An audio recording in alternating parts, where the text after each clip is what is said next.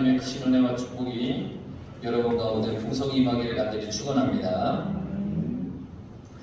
자, 이제 드디어 레위기 마지막 장에 왔습니다. 우리가 레위기를 다시 생각해 보면 레위기 성경은 이런 과정을 통해서 쓰여졌는데 이스라엘이 애굽에서 탈출해서 광야로 나왔습니다.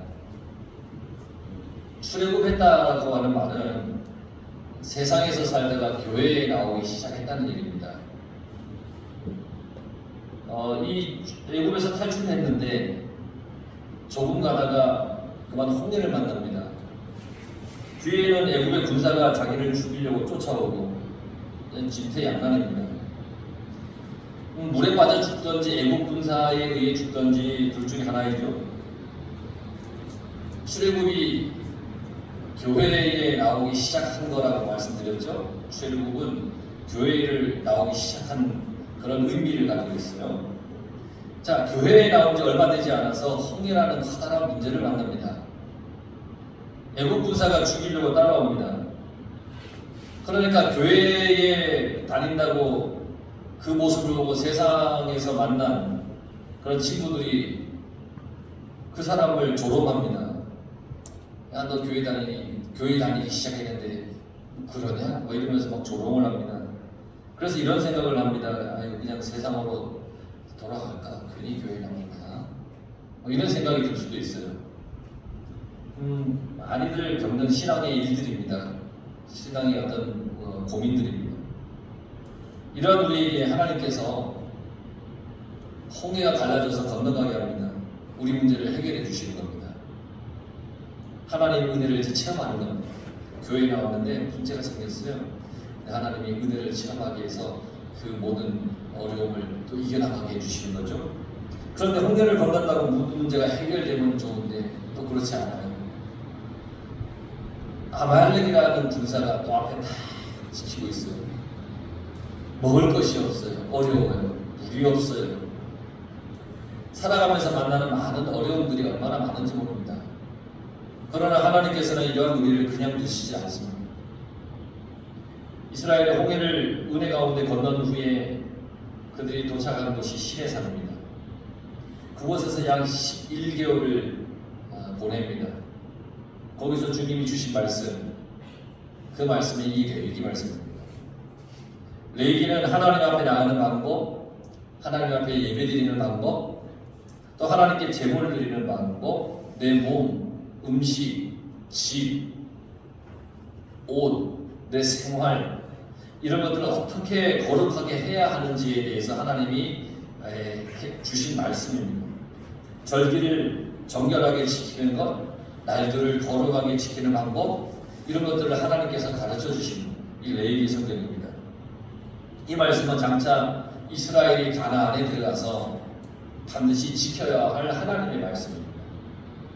가나안은 세상의 문화와 비신앙적인 것들이 너무너무 많기 때문에 하나님께서 그들에게 너희들 가나안 들어가면 이거 잘 지켜야 돼 하고 주신 게 레위기 말씀입니다. 이렇게 레위기 말씀 다음에 주신 말씀이 민수기입니다. 민수기는 광야의 생활을 어떻게 해야 하는지에 대해서 가르쳐 주시는 말씀입니다. 이 민수기의 끝이 모압 광야입니다. 모압 평야. 그러니까 여리고 맞은편입니다. 가나안에 들어가기 바로 직전. 거기까지 민수기를 통해서 하나님 광야에서 어떻게 살아야 되는지에 대해서 가르쳐 주십니다. 신명기는 모세의 마지막 설교입니다. 거듭 신에다가 명령할 명자예요. 하나님이 명령하신 것을 거듭 알려주는 거예요. 모세가. 그래서 이 신명기는 출애굽과 너무 많은 부분이 겹쳐있긴 한데 그건 모세의 마지막 설교이기 때문이에요. 가나안에 들어가기 바로 직전에 모세가 이스라엘 백성들에게 마지막으로 하나님의 말씀을 전한 성경 이 신명기입니다. 그러니까 레위기 성경만 따로 이게 뚝 떨어져 있는 게 아니라 창세기부터 신명기까지 하나로 다 연결되어 있는 그런 이야기 이 모세오경인데 그 후에 여호수아는 가나안에 들어가서의 말씀입니다. 자, 이제 이 레위기 하나님이 이스라엘 백성들에게 너희들 가나안에 들어가면 이렇게 해야 해 하고 주신 레위기의 마지막 장에 보면 서원에 대해서 말씀하셨어요. 그 까닭이 뭘까요? 왜 서원에 대해서 말씀하셨을까요? 하나님께서 이스라엘 백성들에게 행할 것을, 그 모든 그들이 행할 것을 약속하신 말씀, 하나님이 이스라엘에게 행할 것, 이걸 약속하신 말씀이 26장이겠죠. 뭐냐면 여기 보면 축복과 저주의 말씀이 있잖아요. 기억나시죠? 하나님 말씀 잘 들으면 축복하시지만 그렇지 않으면 저주가 임할 것이다. 이게 하나님의 서원입니다. 사람을 향한 하나님의 서원. 너희들이 말씀 잘 지키면 내가 축복해 줄게. 약속이에요. 너희들 하나 내 말 잘 안 들어? 그러면 너희들이 저주가 임할 거야. 이게 하나님의 서원이에요. 백성이 순종하면 축복, 불순종하면 저주. 그렇다면 이 하나님의 서원에 이어서 이제는 이스라엘 백성들이 하나님을 향한 서원이 있어야겠죠. 그래서 27장에 이스라엘 백성들의 서원에 대해서 하나님이 말씀해 주셨어요. 사람이 큰 어려움에 빠지면 그 어려움으로부터 구해달라고 하나님께 기도하잖아요. 여러분들도 그런 기도를 하잖아요. 내가 어려움에 처하면 하나님 여기서 나 좀 구해주세요 라고 기도하시잖아요. 기도해야 돼요. 여러분 기도 안 하면 안 되잖아요. 하나님 앞에 기도하잖아요. 그런데 대부분의 사람들은 뭐라고 기도하냐면 하나님 이 어려움에서 구해주신다면 내가 무엇을 마치겠습니다. 아니면 내가 특정한 무슨 일을 하겠습니다 라고 서원을 해요. 이렇게 하나님 앞에 서원한 일들이 구약에 많이 나와 있는데 그 서원의 대표적인 사람이 야곱입니다. 창세기 28장 20절에서 22절에 보면 이제 이 야곱이 형 에서의 장자권을 이제 가로채잖아요.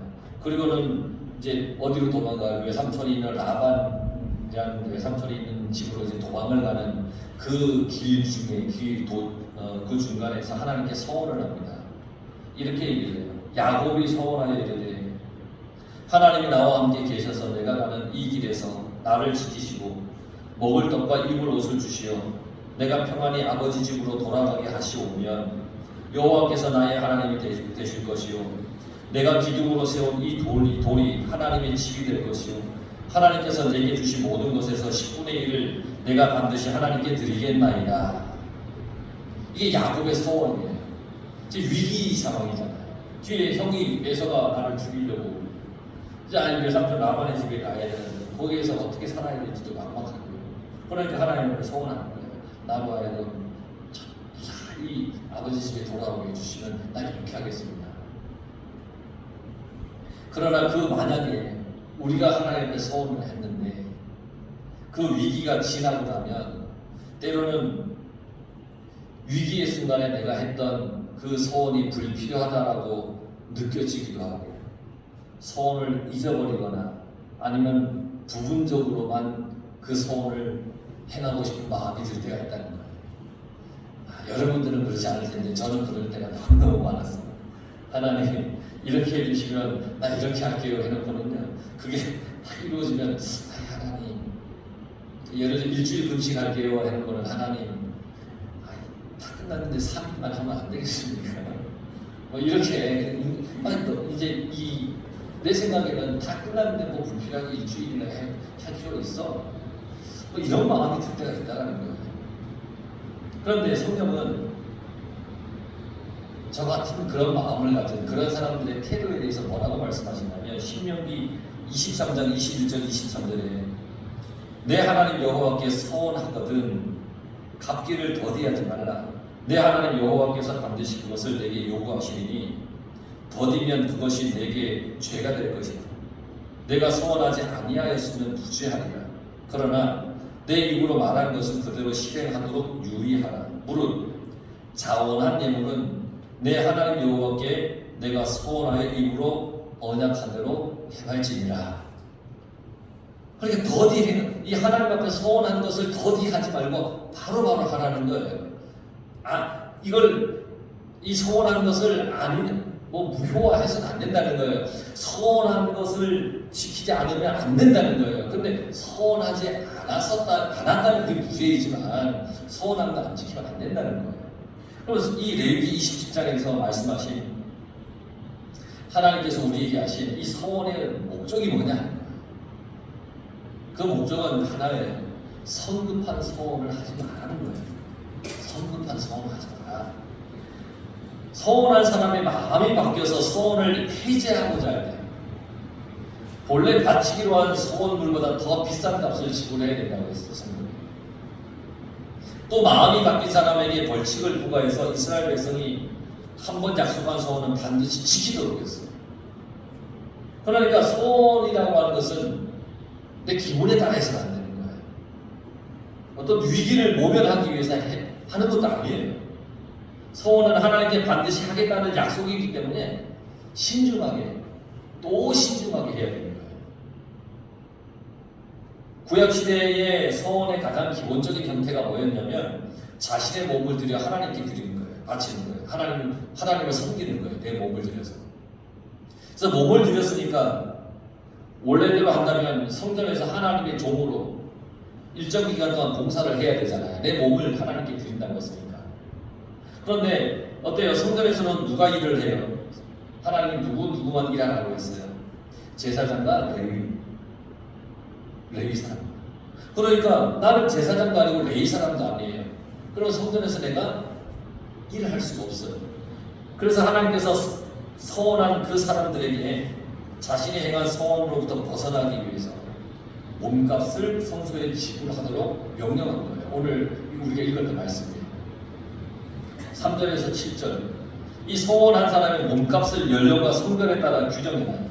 몇 살부터 몇 살까지는 남자는 몇 세겔, 여자는 몇 세겔 이렇게 쭉 적어놨죠. 자, 이 몸값은 인간의 본질적인 가치를 의미하지 않아요.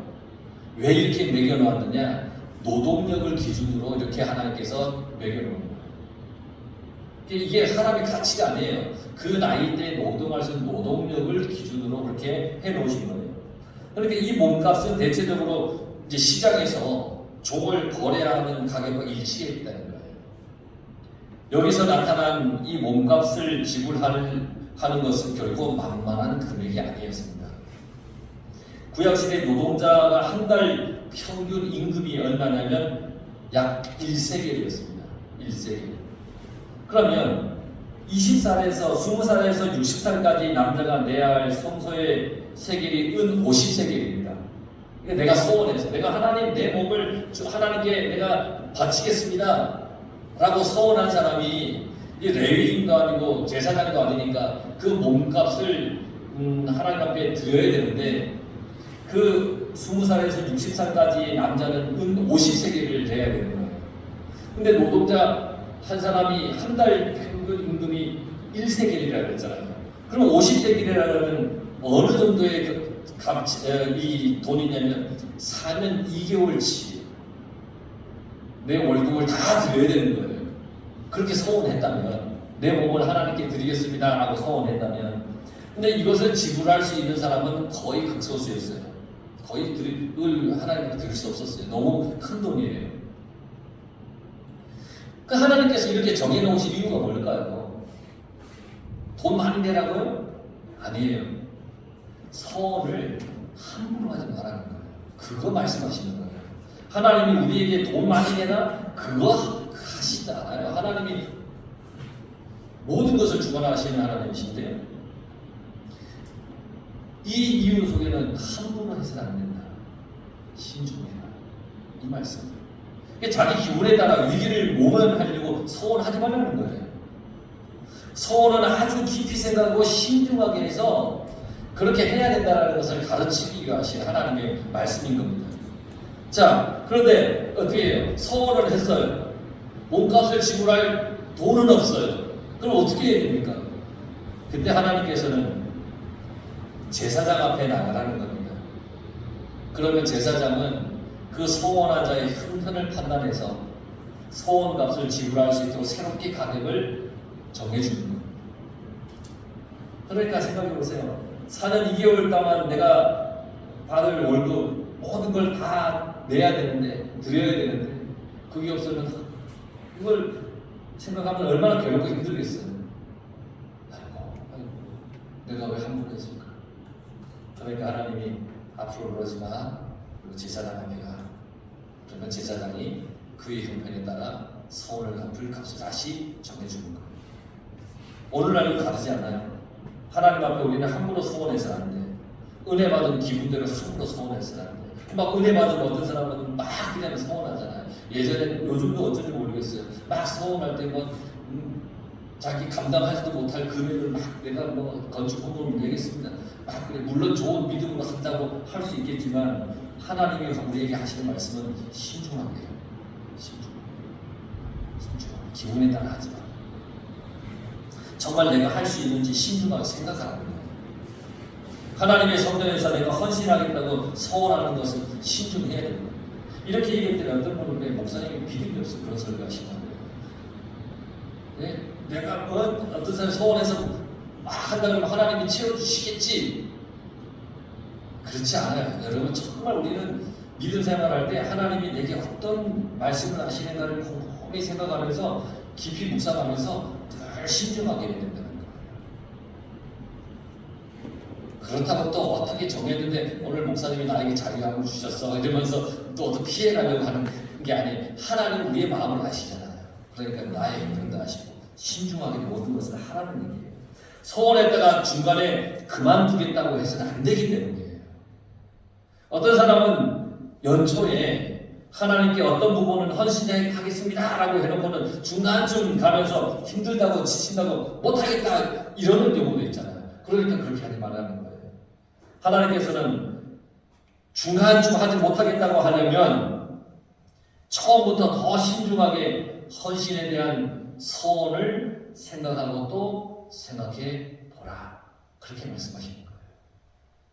그리고 한번 소원했다면 그게 나에게 해가 될지라도 반드시 지켜야 된다는 겁니다.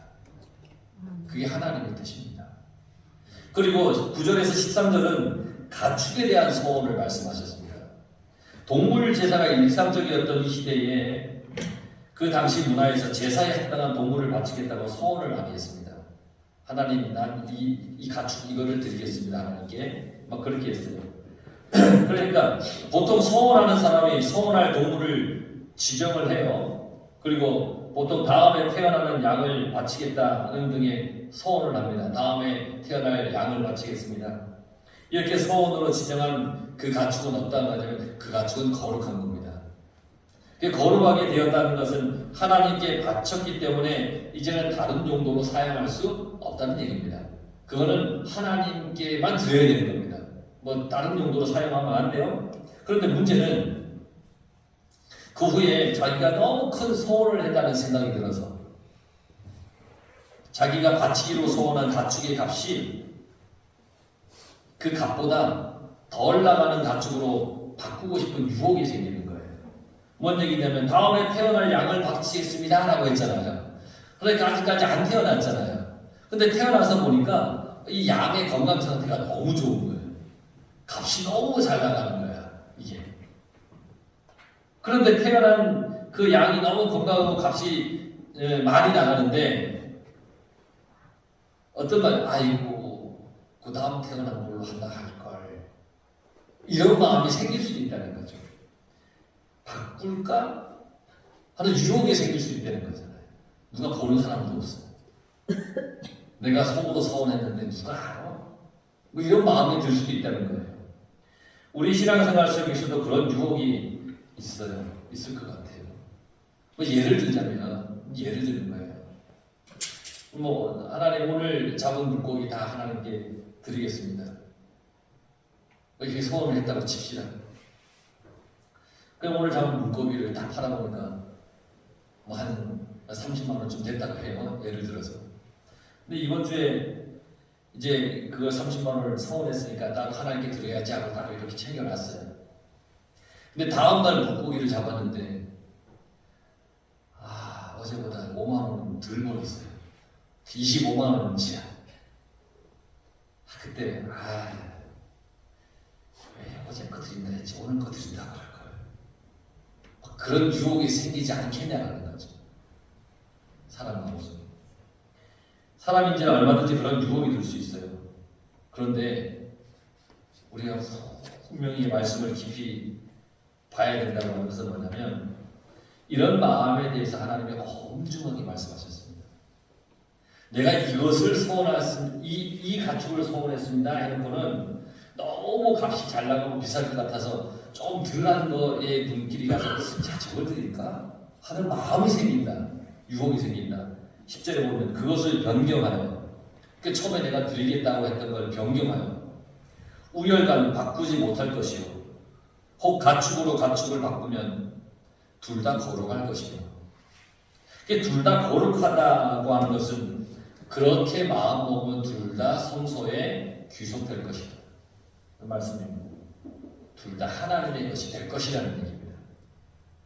소원한 것이 다른 것보다 더 좋아 보이더라도 내가 한 번 한 소원이라면 무르지 말아야 됩니다. 아쉬워하지 말아야 됩니다. 아까워하지도 말아야 됩니다. 왜? 내가 한 번 한 소원은 그것은 하나님의 것이기 때문입니다. 아깝다고 다른 것을 드리려고 하면 원래 것도 바꾸려고 하는 것도 다 하나님 거라는 겁니다. 그러니까 얄팍한 인간의 마음으로 이거 좀 더 좋아 보이는데 저걸 할 걸 하는 그런 마음조차도 우리는 갖지 말아야 된다는 겁니다. 하나님께 소원했다면 그건 그냥 하나님 거라는 거예요. 여러분 그런 믿음으로 살아가야 된다는 겁니다. 그러라는 겁니다. 왔다 갔다 인간의 얄팍한 마음 갖지 말라는 겁니다. 집에 대해서도 마찬가지입니다. 힘사들에 만약에 어떤 사람이 자기 집을 성별하여 여호와께 드리려 하면 집을 드리는 사람도 있을 거 아닙니까? 재물도 드리고 하는데 하나님 이 집을 하나님께 드리겠습니다. 이런 사람이 있을 거 아닙니까? 그러면 그 집을 소원하여 드린다는 것은 그 집이 이제 성전의 소유가 된 거예요. 그러면 제사장은 그 집을 마음대로 처분할 수 있는 거예요. 그래서 성전에 필요한 대로 사용할 수 있는 거예요. 처분해서. 그런데 집을 소원한 사람이 그 집을 다시 자기가 소유하기를 원할 때 드린다고는 했는데 나중에 생각해 보니까 저건 내가 다시 가졌어. 안 되겠는데? 이런 마음이 생길 때 제사장이 매긴 가격의 5분의 1을 더하여 지불하고 그 집을 보유할 거라고 했습니다. 그 제사장이 예를 들어 1,000만 원을 처분하려고 했는데 그럼 이 사람은 성전에다가 1,200만 원을 드리고 이 집을 다시 가져가라 이렇게 성경에서 말씀하고 있는 겁니다. 그러니까 소원했다가 물으면 더 많은 금전적인 지불을 해야 된다라고 하나님께서 말씀하셨는데 이 또한 마찬가지입니다. 함부로 소원하지 말고 신중하게 해라. 소원이라고 하는 것은 기쁨으로 하는 거잖아요. 대신 신중하게 깊이 생각해서 해야 되는 겁니다. 그러니까 한번 소원한 것에 대해서는 미련의 마음을 절대 갖지 마십시오. 그건 하나님의 것입니다. 그것을 모두 하나님의 것입니다. 여러분 중에 하나님께 뭔가 소원한 사람이 있다면 바로 지금 그 소원을 행하시길 바랍니다. 물질을 소원했다면 하나님께 기쁨으로 드리고 헌신을 소원했다면 하나님께 기쁨으로 나를 헌신해야 합니다. 주일 예배 때 특별 찬양을 할까 말까 망설이십니까? 마음에 하기로 정했다면 미루지 말고 하십시오. 하는 겁니다. 하나님께 그렇게 우리는 하는 겁니다. 하나님 앞에 내가 뭘 하겠다고 소원한다면 우리는 그것을 반드시 행해야 하는 것을 잊지 말고 기억하고 꼭 행하여야 된다는 겁니다. 여러분 이 한 주간 우리가 살아갈 때 내가 하나님께 소원한 게 뭐가 있는지를 한번 기억해 보십시오. 기억나는 한 사람이 있는데 우리가 성전을 건축할 때 여의도 순복음교회 어떤 집사님이 전화가 왔어요. 태양에서 한번 오겠다는 거예요. 소식을 듣고 와서는 헌금을 하고 갔어요. 굉장히 큰 액수를 하고 갔어요.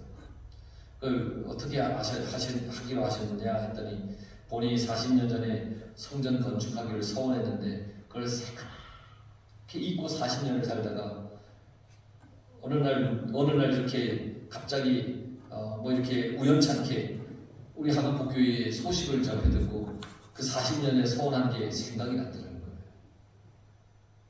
그래서 늦었지만 하나님께 소원한 것을 내가 갚아야지 안 그러면 안 된다라는 그 마음으로 와서 그렇게 헌금을 하고 가셨어요. 참 인상적이었어요.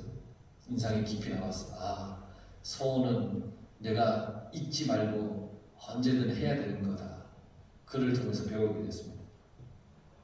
내가 하지 못한 소원이 있다면 꼭 하시기 바랍니다. 뭔가를 소원할 게 있다면 신중하게 하시기 바랍니다. 그리고 소원했다면 꼭 행하십시오. 이게 레위기에서 하나님이 우리에게 말씀해 주시는 겁니다. 항상 여러분 믿음 안에서 하나님을 온전히 바라보며 우리가 규모 있게 나의 믿음의 분량대로 하나님의 은혜 안에서 모든 것을 행해 나가는 여러분들의 삶이 되기를 간절히 바랍니다. 기도하겠습니다.